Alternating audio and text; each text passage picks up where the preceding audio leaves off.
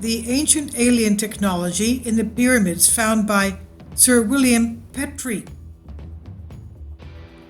And the author says, I was amazed to see and read an article accompanied by a video claiming that British archaeologist Sir William Petrie had discovered ancient extraterrestrial technology found on the Giza plateau in the pyramids.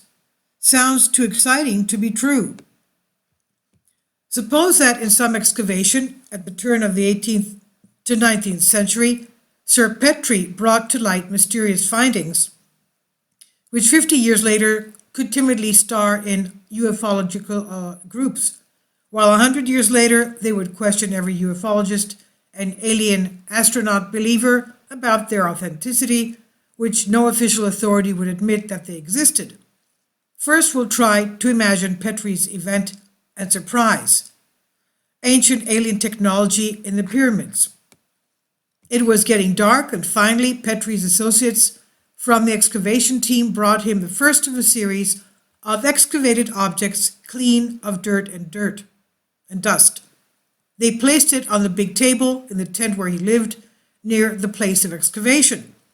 It was an oval plate with the reliefs, non-Egyptian, hieroglyphics, and in the center was a representation of a person, not a human, with particular large eyes that a few decades later could be described as pilot or astronaut glasses.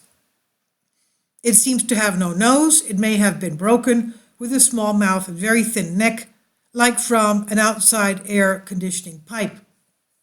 Petrie frowned, but this was not the first time he had seen Egyptian figures with crocodiles, dogs, birds, etc., heads of various animals, and what immediately caught his attention were the non-Egyptian hieroglyphics. He had never seen them, or just could not remember where, no matter how much time he processed and studied them. Kindly support my Patreon account. The daily posts are 5 videos daily, and they are totally different from what I have on my YouTube channel. Thank you so much for your support and that you find all my content so interesting. You'll find the Patreon account details in the description box. It was late after midnight. He already felt heavy and very tired. He took the round watch out of his pocket to see the time. He had stopped. He shook it, but nothing. He turned it, but it remained dead. It wasn't working. The second hand did not move. He moved away from the object in order to undress and lie down.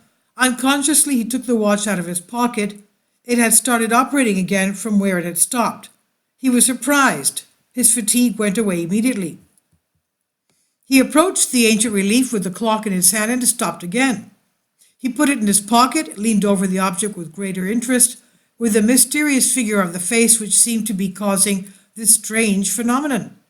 Then he noticed that the compass that was leaning next to it, a little further on the same table, had gone crazy and turned on its own, sometimes counterclockwise, sometimes clockwise, and when it stood motionless, hooked, he was hooked on it, and as if it didn't know what to do, why was this was going on. The same thing over and over again. This was real surprise for Petrie. He did not manage to make ends meet that night, but neither in the following days nor the following months. He never presented this and the other items officially, and years later he took them to his home in Jerusalem, where he placed them in a hidden room behind the library. Somewhere here, let's go for our imagination to land on more real things, but also on the source of inspiration. Sir William Matthew Flinders Petrie, such as it was his full name, was an English archaeologist and Egyptologist. He was born June 3rd, 1853 in Charlton, London, and died July 28, 1942 in Jerusalem. Petrie, who had grown up in a Christian environment, had been taught from the very young age how to do research accurately, but also to be methodical. He had an unusual insight and an insatiable curiosity. This by nature does not tie with hiding these objects. Why did he do it? Why did he hide them? The phenomenon of UFOs and aliens was not widespread at the time. Most likely it was not even known.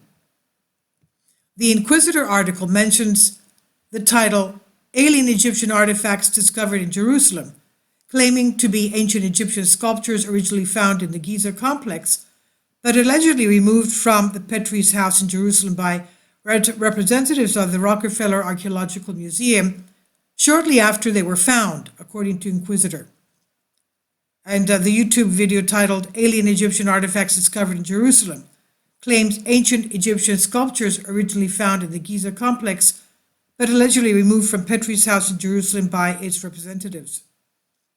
The Inquisitor could confirm that the famous Petrie Museum of Egyptian Archaeology has a huge collection of ancient Egyptian and Sudanese artifacts, but could not confirm that the museum has exhibited, quote, extraterrestrial Egyptian artifacts, end quote, from a secret room of Petrie in Jerusalem.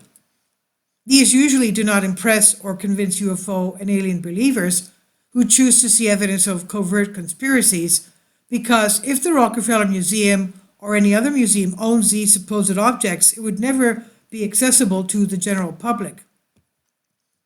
The alleged extraterrestrial Egyptian objects allegedly found in a hiding place in Petrie's house, which link ancient Egyptian culture to the advanced intelligent extraterrestrial civilization, include the following: 2 mummified bodies less than 1.2 meters high, also advanced mechanical devices, including a gold disc with a transparent top found along with the alien bodies.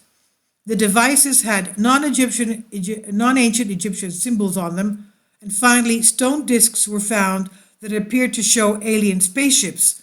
At Inquisitor, with a selection for Greek translation, you can learn more as well as watch the video. So, with the visual material from the supposed ancient alien technology in the pyramids found by Sir William Petrie. And I've translated this for you from a Greek article. Please leave your comments, and thank you for your support.